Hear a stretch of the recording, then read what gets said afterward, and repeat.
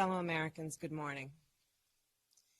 Certain dates echo throughout history, including dates that instantly remind all who have lived through them where they were and what they were doing when our democracy came under assault. Dates that occupy not only a place on our calendars, but a place in our collective memory. December 7th, 1941, September 11th, 2001, and January 6th, 2021. On that day, I was not only Vice President-elect, I was also a United States Senator. And I was here at the Capitol that morning at a classified hearing with fellow members of the Senate Intelligence Committee. Hours later, the gates of the Capitol were breached. I had left, but my thoughts immediately turned not only to my colleagues, but to my staff, who had been forced to seek refuge in our office, converting filing cabinets into barricades. What the extremists who roamed these halls targeted was not only the lives of elected leaders. What they sought to degrade and destroy was not only a building, hallowed as it is. What they were assaulting were the institutions, the values, the ideals that generations of Americans have marched, picketed, and shed blood to establish and defend. On January 6th, we all saw what our nation would look like if the forces who seek to dismantle our democracy are successful. The lawlessness, the violence, the chaos.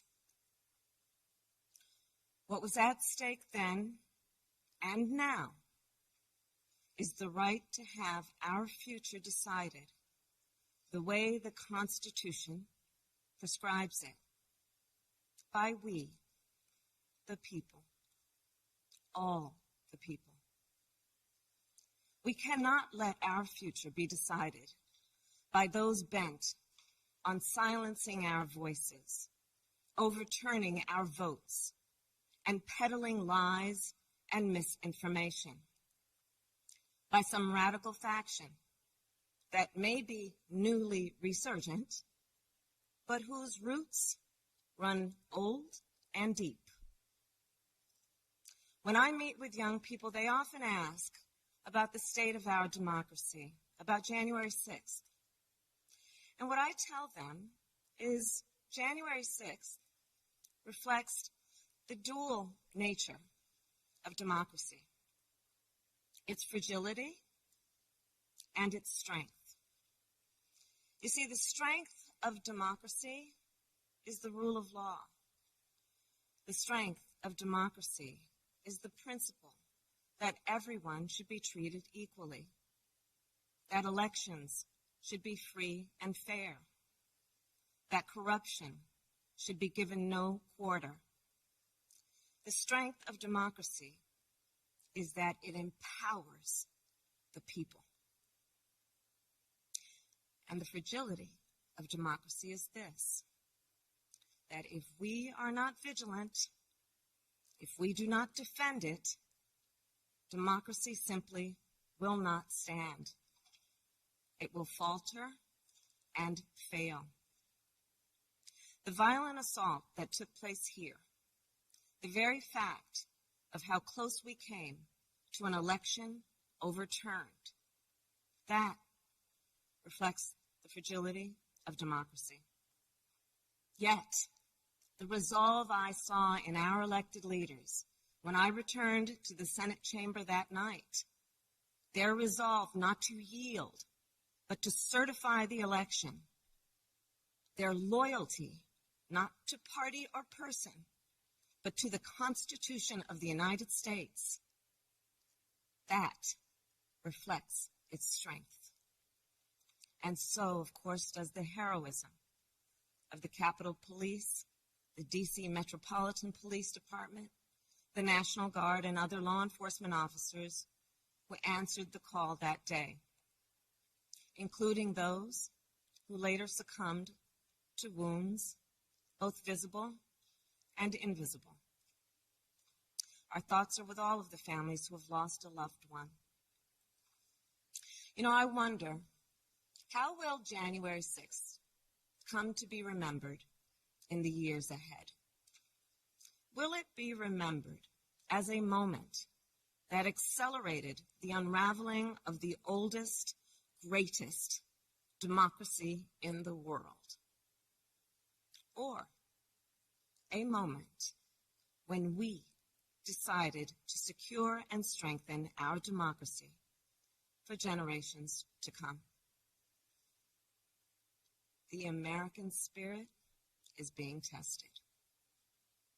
The answer to whether we will meet that test resides where it always has resided in our country, with you, the people. And the work ahead will not be easy.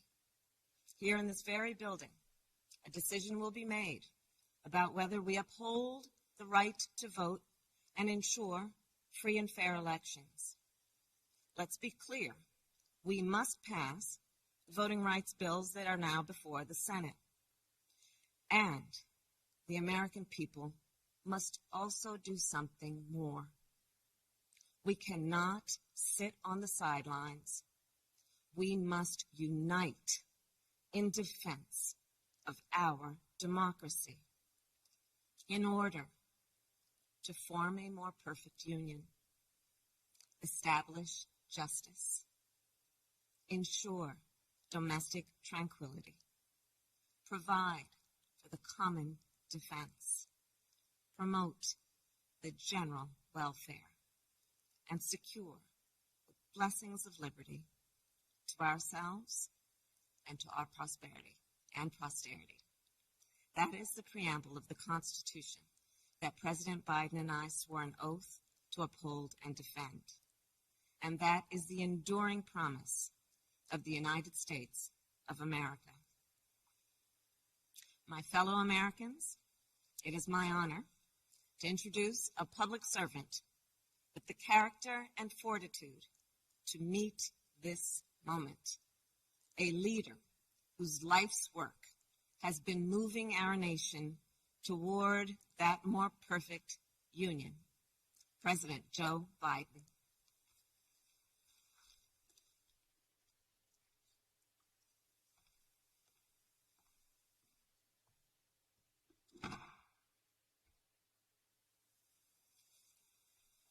Madam Vice President, my fellow Americans, to state the obvious, 1 year ago today, in this sacred place, democracy was attacked, simply attacked. The will of the people was under assault. The Constitution, our Constitution, faced the gravest of threats. Outnumbered in the face of a brutal attack, the Capitol Police, the D.C. Metropolitan Police Department, the National Guard, and other brave law enforcement officials saved the rule of law. Our democracy held. We, the people, endured. We, the people, prevailed. For the first time in our history, a president had not just lost an election, he tried to prevent the peaceful transfer of power as a violent mob breached the Capitol. But they failed. They failed. And on this day of remembrance, we must make sure that such attack never happens again. I'm speaking to you today from Statuary Hall in the United States Capitol. This is where the House of Representatives met for 50 years in the decades leading up to the Civil War.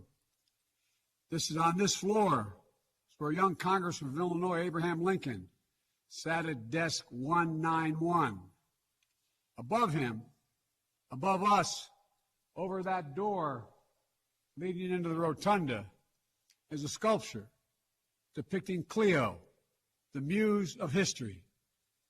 In her hands, an open book in which she records the events taking place in this chamber below. Cleo stood watch over this hall 1 year ago today, as she has for more than 200 years. She recorded what took place, the real history, the real facts, the real truth, the facts and the truth that Vice President Harris just shared, and that you and I and the whole world saw with our own eyes. The Bible tells us that we shall know the truth, and the truth shall make us free. We shall know the truth. Well, here is the God's truth about January 6, 2021. Close your eyes. Go back to that day. What do you see?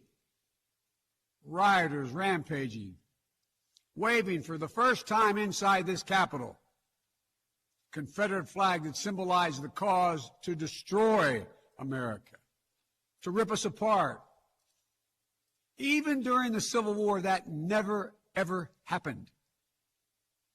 But it happened here in 2021. What else do you see? A mob breaking windows, kicking in doors, breaching the Capitol. American flags on poles being used as weapons, as spears. Fire extinguishers being thrown at the heads of police officers. A crowd that professes their love for law enforcement assaulted those police officers, dragged them, sprayed them, stomped on them. Over 140 police officers were injured. We all heard the police officers who were there that day testify to what happened. One officer called it, quote, a medieval battle, and that he was more afraid that day than he was fighting the war in Iraq. They've repeatedly asked since that day, how dare anyone diminish, belittle, or deny the hell they were put through. We saw with our own eyes. Rioters menaced these halls, threatening the life of the Speaker of the House, literally erecting gallows to hang the Vice President of the United States of America. What did we not see? We didn't see a former president who had just rallied the mob to attack, sitting in the private dining room off the Oval Office in the White House, watching it all on television and doing nothing for hours as police were assaulted, lives at risk, the nation's capital under siege. This wasn't a group of tourists. This was an armed insurrection. They weren't looking to uphold the will of the people. They were looking to deny the will of the people. They weren't looking to uphold a free and fair election. They were looking to overturn one. They weren't looking to save the cause of America. They were looking to subvert the Constitution. This isn't about being bogged down in the past. It's about making sure the past isn't buried. That's the only way forward. That's what great nations do. They don't bury the truth. They face up to it. Sounds like hyperbole, but that's the truth. They face up to it. We are a great nation. My fellow Americans, in life there's truth, and tragically there are lies. Lies conceived and spread for profit and power.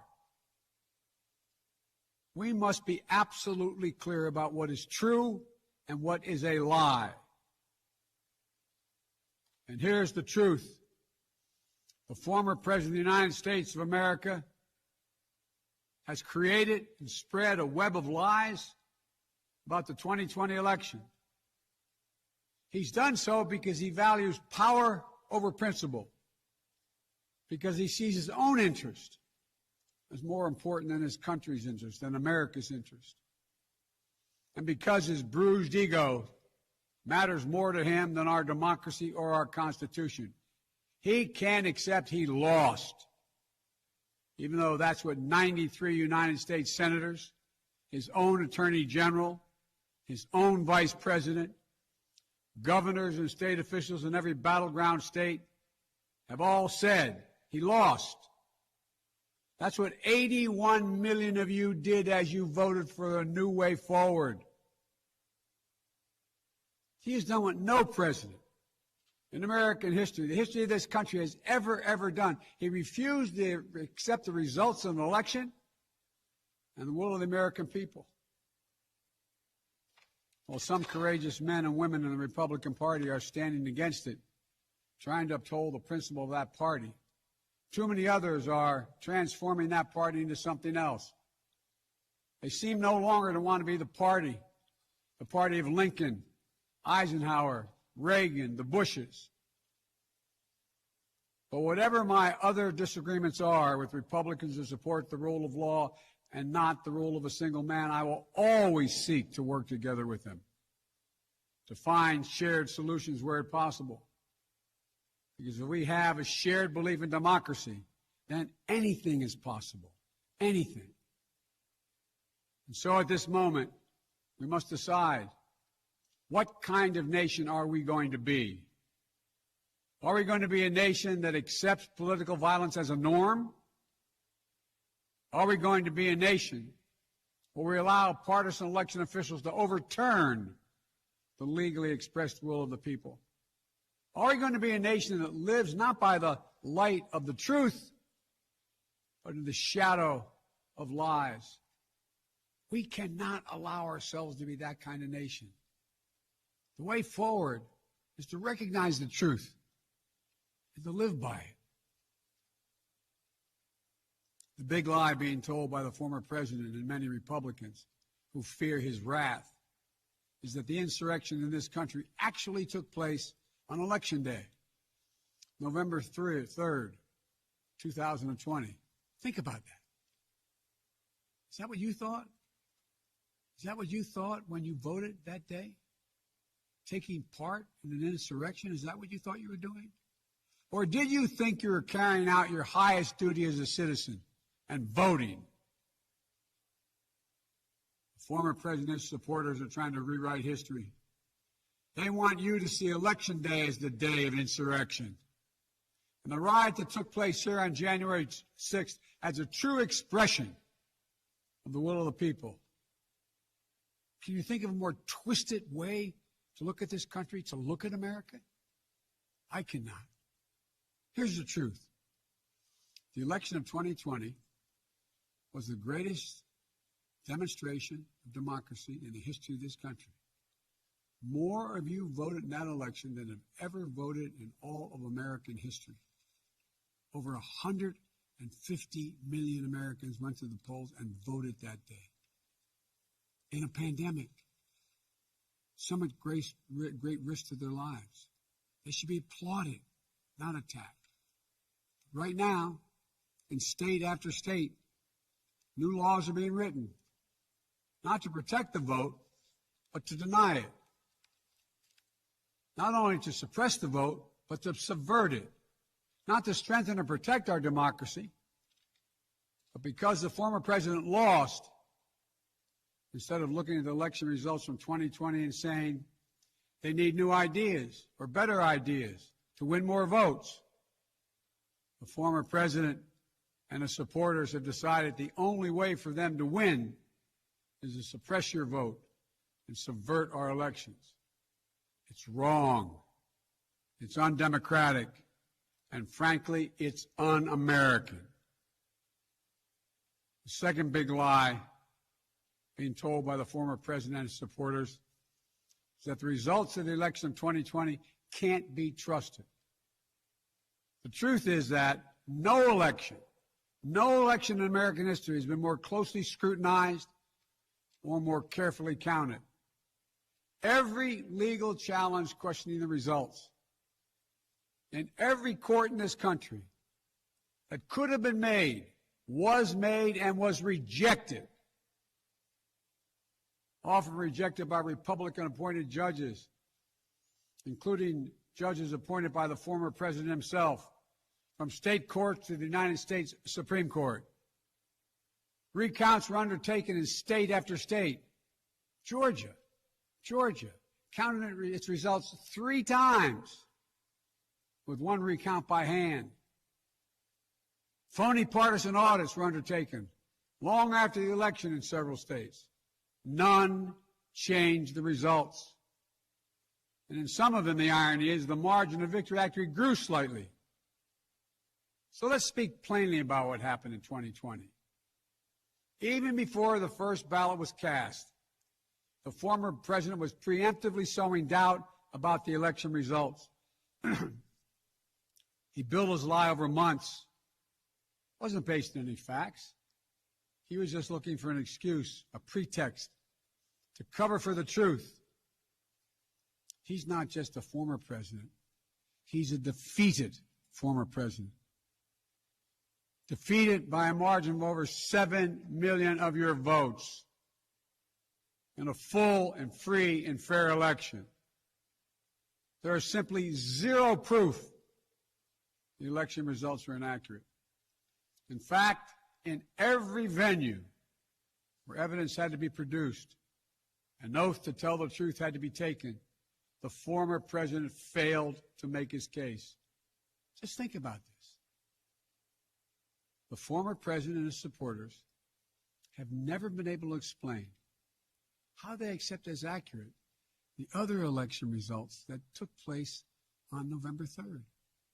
The elections for governor, United States Senate, House of Representatives. Elections which they closed the gap in the House. They challenged none of that. The president's name was first. Then we went down the line. Governors, senators, House representatives. Somehow those results are accurate on the same ballot. But the presidential race was flawed. And on the same ballot, the same day, cast by the same voters, the only difference, the former president didn't lose those races. He just lost the one that was his own. Finally, the third big lie being told by a former president and his supporters is that the mob who sought to impose their will through violence are the nation's true patriots. Is that what you thought when you looked at the mob ransacking the Capitol, destroying property, literally defecating in the hallways, rifling through the desks of senators and representatives, hunting down members of Congress? Patriots? Not in my view. To me, the true patriots were the more than 150 Americans who peacefully expressed their vote at the ballot box. The election workers who protected the integrity of the vote. And the heroes who defended this Capitol. You can't love your country only when you win. You can't obey the law only when it's convenient. You can't be patriotic when you embrace and enable lies. Those who stormed this Capitol, and those who instigated and incited, and those who called on them to do so, held a dagger at the throat of America and American democracy. They didn't come here out of patriotism or principle.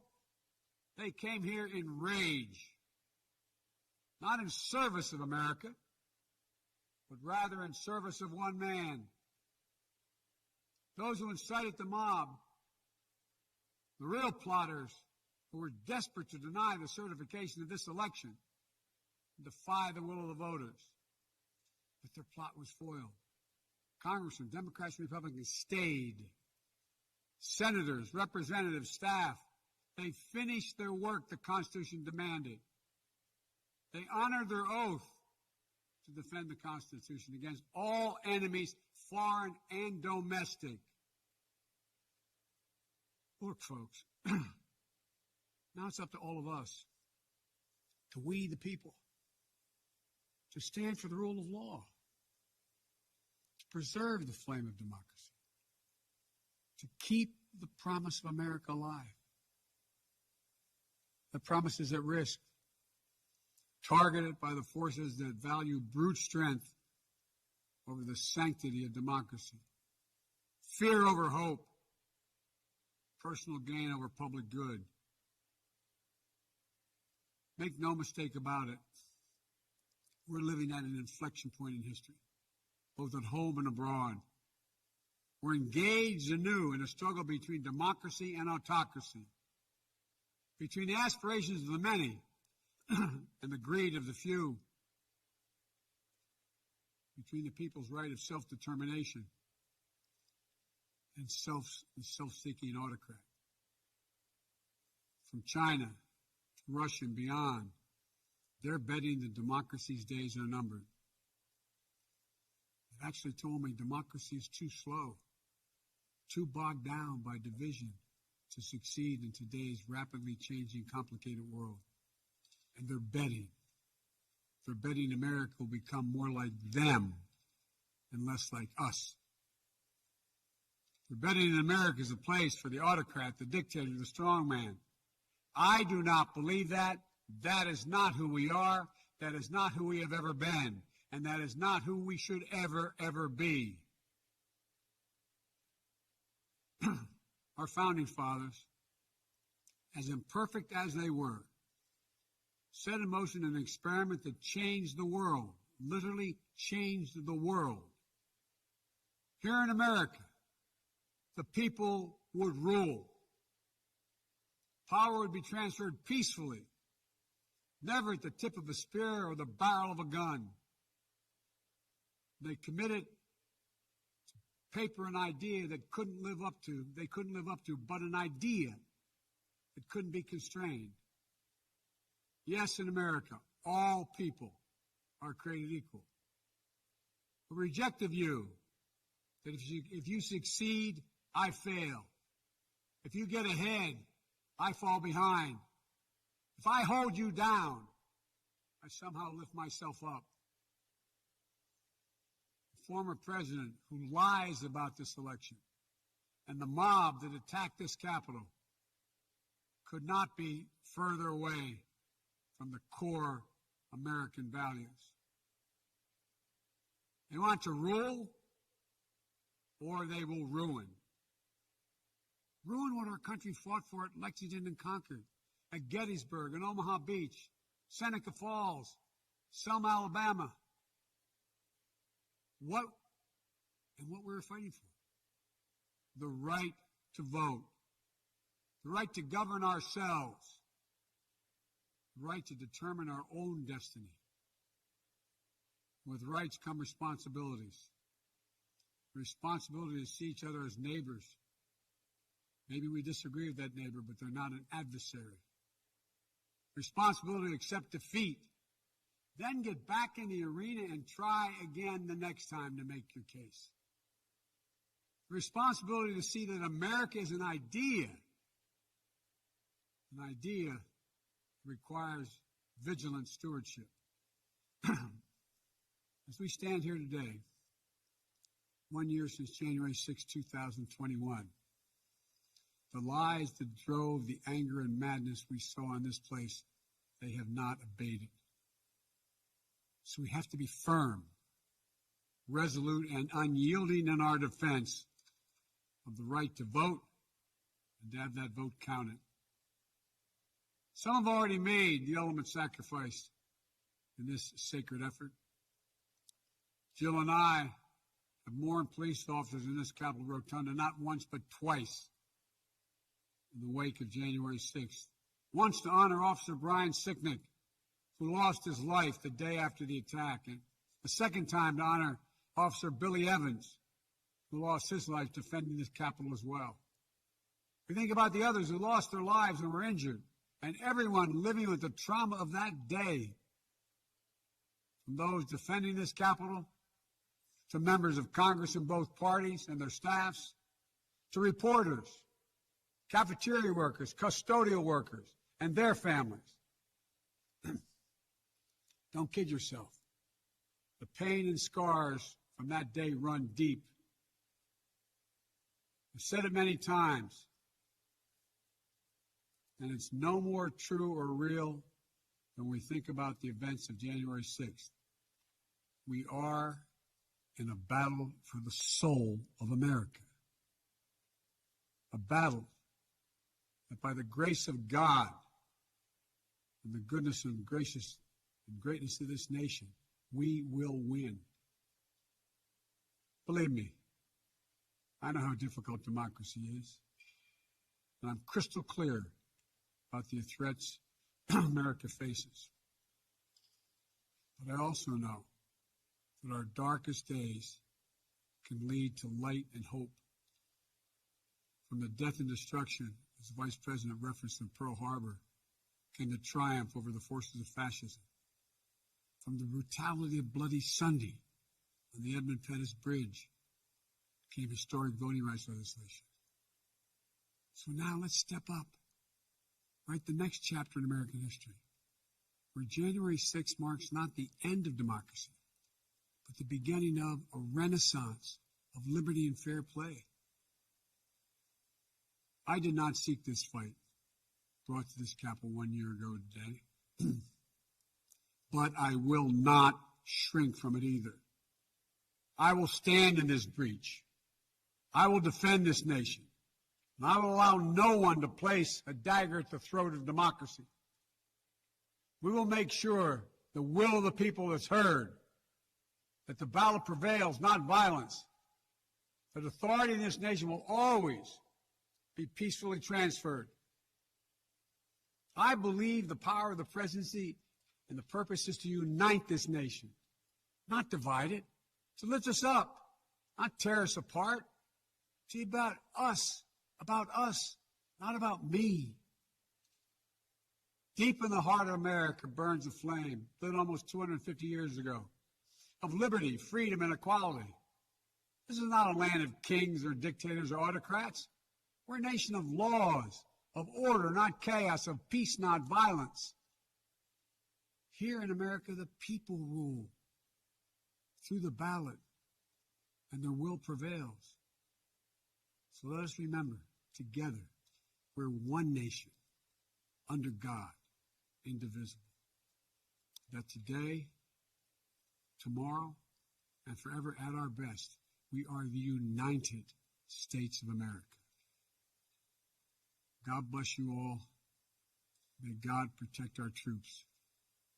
And may God bless those who stand watch over our democracy.